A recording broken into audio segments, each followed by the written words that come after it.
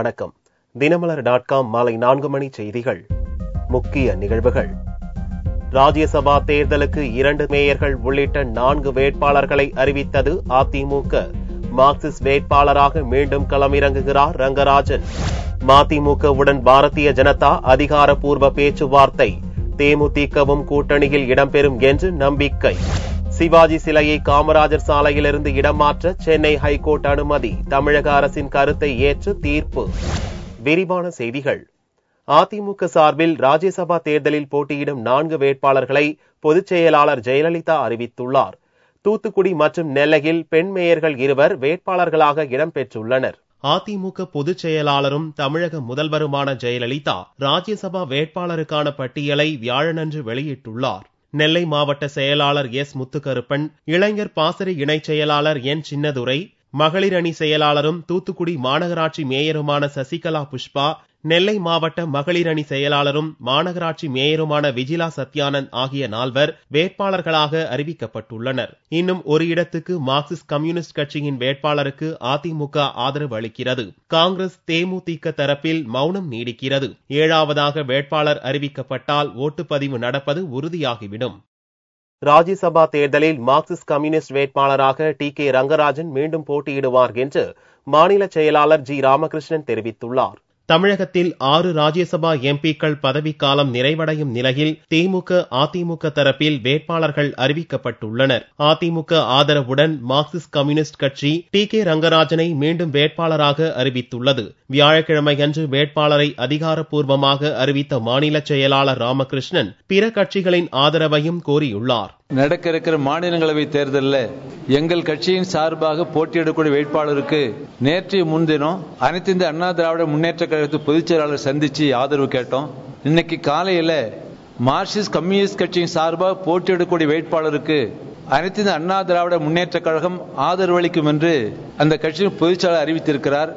எங்கள் கட்சியினுடைய மத்திய குழு உறுப்பினர், தற்பொழுது மாநிலங்கள் உறுப்பினர் இருக்கக்கூடிய டி.கே. ரங்கராஜன் அவர்கள் மீண்டும் மாநிலங்களவை தேர்தலில் போட்டியிட வேண்டும் என்று மார்க்சிஸ்ட் கம்யூனிஸ்ட் கட்சியின் மாநில செயற்குழு முடிவெடுத்திருக்கிறது.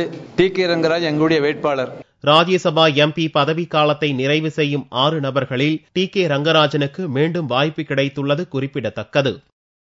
மதிமுகவுடன் அதிகாரப்பூர்வ பேச்சுவார்த்தையை துவக்கியுள்ள பாரதிய ஜனதா கட்சி தேமுதிக தங்கள் கூட்டணிக்குள் வரும் என்று மீண்டும் நம்பிக்கை தெரிவித்துள்ளது.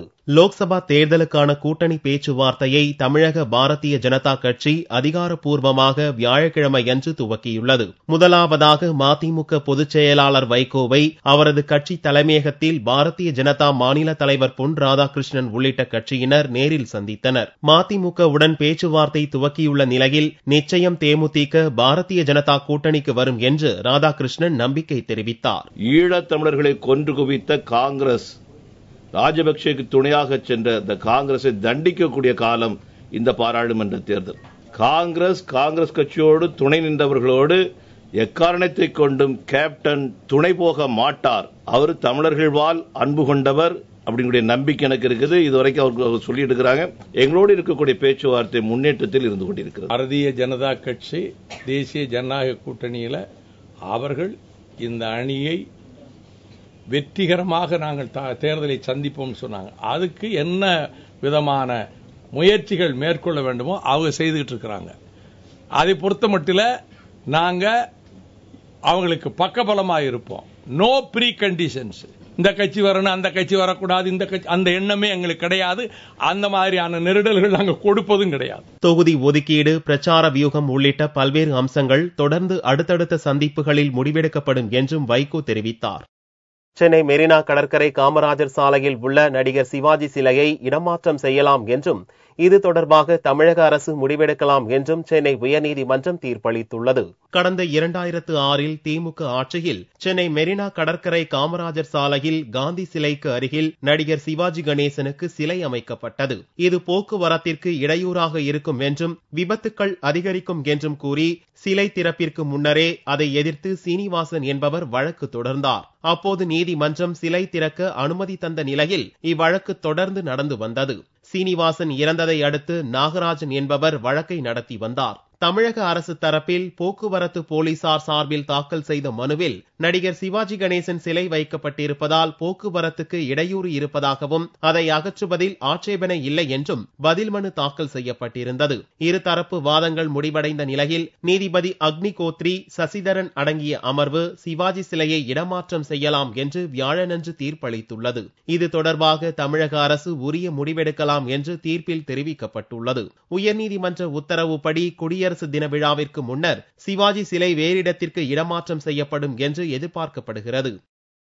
உகாண்டா பெண் தொடர்பான சர்ச்சையில் சட்ட அமைச்சர் சோம்நாத் சாட்டர்ஜிக்கு சிக்கல் அதிகரித்துள்ள நிலையில் டெல்லி கவர்னர் நஜீப்பை முதல்வர் கேஜ்ரிவால் சந்தித்து பேசினார். கடந்த 21ஆம் தேதி டெல்லி சட்ட அமைச்சர் சோம்நாத் பாரதி ஆம் ஆத்மி கட்சி தொண்டர்களுடன் ஆப்பிரிக்க பெண்கள் வசிக்கும் வீட்டை முற்றுகையிட்டார். அங்கு விபச்சாரம் நடப்பதாக சந்தேகித்த பாரதி சோதனை நடத்தும்படி டெல்லி போலீசுக்கு உத்தரவிட்டார். ஆனால் இதை டெல்லி போலீசார் ஏற்க மறுத்து வாக்குவாதத்தில் ஈடுபட்டனர். இதையடுத்து மத்திய உள்துறை அமைச்சகத்தின் கட்டுப்பாட்டில் இருக்கும் டெல்லி போலீசாரை டெல்லி அரசின் கட்டுப்பாட்டுக்குள் கொண்டுவர வலியுறுத்தியும் பாரதியுடன் மோதலில் ஈடுபட்ட போலீஸ் அதிகாரிகள் மீது நடவடிக்கை எடுக்க வலியுறுத்தியும் கேஜ்ரிவாலும் டெல்லி அமைச்சர்களும் டெல்லியில் ரயில் பவன் முன் 2 நாட்களாக தர்ணா போராட்டம் நடத்தினர். இந்த போராட்டமும் கடும் விமர்சனத்துக்கு உள்ளானது. இந்நிலையில் சோம்நாத் பாரதியும் ஆம் ஆத்மி கட்சியினரும் தங்கள் வசிக்கும் வீட்டுக்குள் அத்துமீறி புகுந்து தாக்குதல் நடத்தியதாக உகாண்டா பெண் நீதிமன்றத்தில் வாக்குமூலம் அளித்துள்ளார். இதனால் சோம்நாத் பாரதி ராஜினாமா செய்ய வேண்டும் அல்லது பதவி நீக்கம் செய்ய வேண்டும் என்ற வலியுறுத்தல்கள் எழுந்துள்ளன. இந்நிலையில் டெல்லி லெப்டினன்ட் கவர்னர் நஜீபின் அழைப்பை ஏற்று முதல்வர் கேஜ்ரிவால் வியாழனன்று அவரை ராஜ்பவனில் சந்தித்து பேசினார். அப்போது சர்ச்சைகளுக்கு உள்ளான பிரச்சனைகள் குறித்து கேஜ்ரிவாலிடம் கவர்னர் நஜீப் விளக்கம் கேட்டதாக தெரிகிறது. சந்திப்பு முடிந்ததும் ராஜ்பவனில் இருந்து வெளியேறிய கேஜ்ரிவால் செய்தியாளர்களை சந்திப்பதை தவிர்த்துவிட்டு அங்கிருந்து புறப்பட்டு சென்றார். சமீப பிரச்சனைகளில் டெல்லி கவர்னர் நடவடிக்கைகள் குறித்து காங்கிரஸ் துணைத் தலைவர் ராகுல் அதிருப்தி அடைந்துள்ள நிலையில் அக்கட்சியின் முக்கிய தலைவர்களும் கவர்னர் நஜீபை சந்தித்து பேச உள்ளனர். லோக்சபா தேர்தலில் கட்சித் தலைவர் விஜயகாந்த் போட்டியிட கோரி தேமுதிக கட்சியினர் விருப்ப மனு தாக்கல் செய்துள்ளனர். தமிழகத்தில் லோக்சபா தேர்தலுக்கான களம் சூடு பிடித்துள்ளது. கட்சியினரிடையே விருப்ப மனுக்களை வாங்கி முடித்துள்ள ஆளும் கட்சியான அதிமுக வேட்பாளர் தேர்வில் மும்மரமாக உள்ளது. திமுகவில் கடந்த 20ஆம் தேதி முதல் விருப்ப மனு விநியோகம் துவங்கியுள்ளது. இந்த வரிசையில் தமிழகத்தின் பிரதான எதிர்க்கட்சியான தேமுதிகவில் வியாழக்கிழமை அன்று விருப்ப மனு விநியோகம் துவங்கியது. கட்சித் தலைவர் விஜயகாந்த் லோக்சபா தேர்தலில் போட்டியிட கோரி தேமுதிகவினர் விருப்ப மனு பெற்று உடனடியாக தாக்கல் செய்தனர். தென்சென்னை மாவட்டத்தின் கழக சார்பாக மாவட்ட கழகச்சாளர் என்ற முறையில் நானும் தேர்தலில் போட்டியிட விருப்ப மனு தாக்கல் செய்துள்ளேன். தேசிய முற்போக்கு திராவிட கழகம் நிறுவனத்தில் கேப்டன் ஆணைக்கணங்க திருவள்ளூர் கிழக்கு மாவட்டம் சோழவண்டிய தேமுதிக வட சென்னைக்கு எம்பிக்கு மனு தாக்கல் பண்ணியிருக்கிறேன். வேட்பு மனுவை தாக்கல் செய்ய பிப்ரவரி 1ஆம் தேதி இறுதி நாள். விருப்ப மனுக்கள் இலவசமாக விநியோகிக்கப்படுகிறது. ஆனால் தொகுதிக்கான கட்டணமாக பொது தொகுதிக்கு 20,000 ரூபாயும் தனி தொகுதிக்கு 10,000 ரூபாயும் வசூலிக்கப்படுகிறது.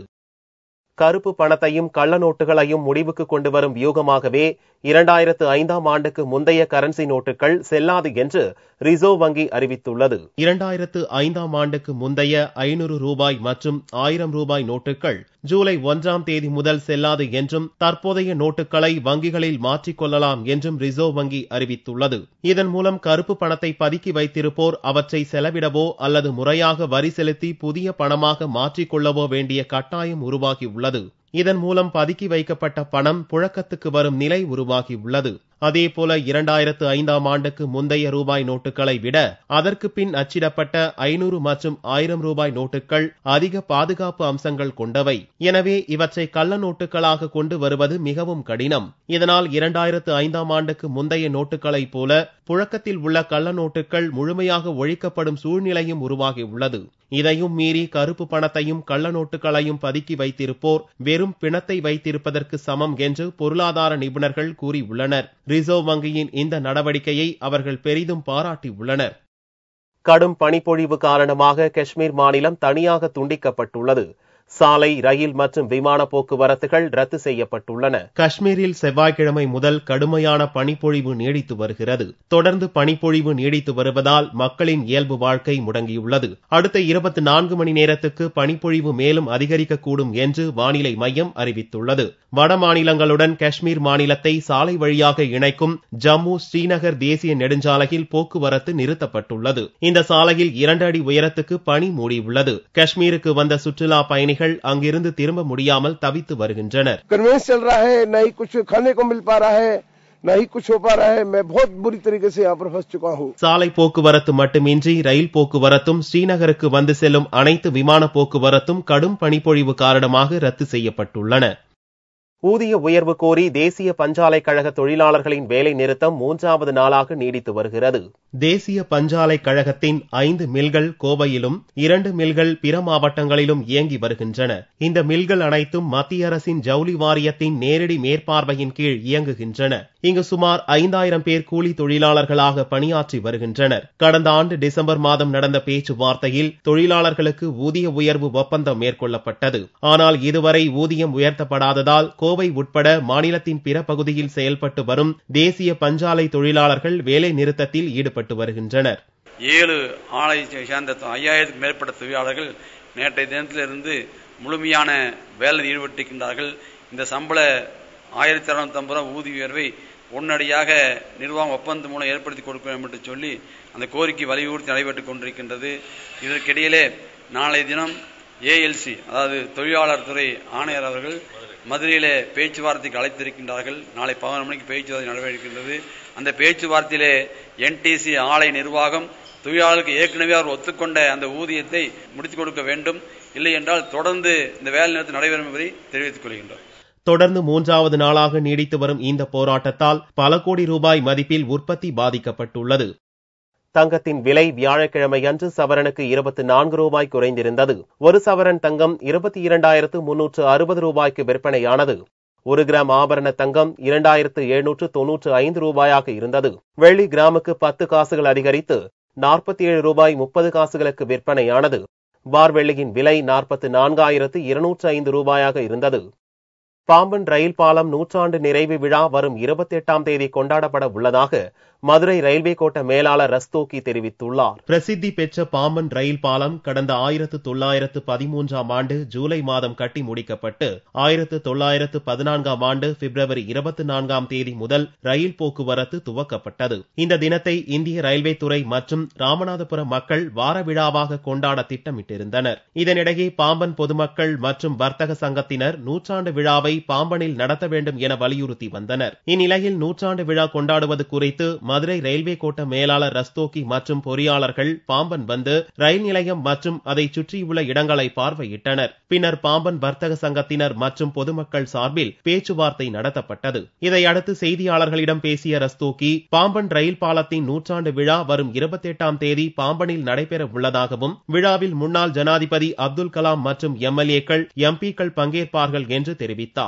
The function not yet decided. Abdul Kalam is coming on 28th. Local MLA, local MP and minister. Pamban ரயில் பாலம் 100ஆண்டு விழாவை மிகப்பெரிய அளவில் வார விழாவாக கொண்டாட ராமநாதபுரம் மக்கள் திட்டமிட்ட நிலையில் கோட்ட மேலாளரின் அறிவிப்பு உள்ளூர் மக்களை அதிருப்தி அடைய செய்துள்ளது. மீண்டும் செய்திகள் இந்திய நேரப்படி இரவு 8 மணிக்கு. வணக்கம்.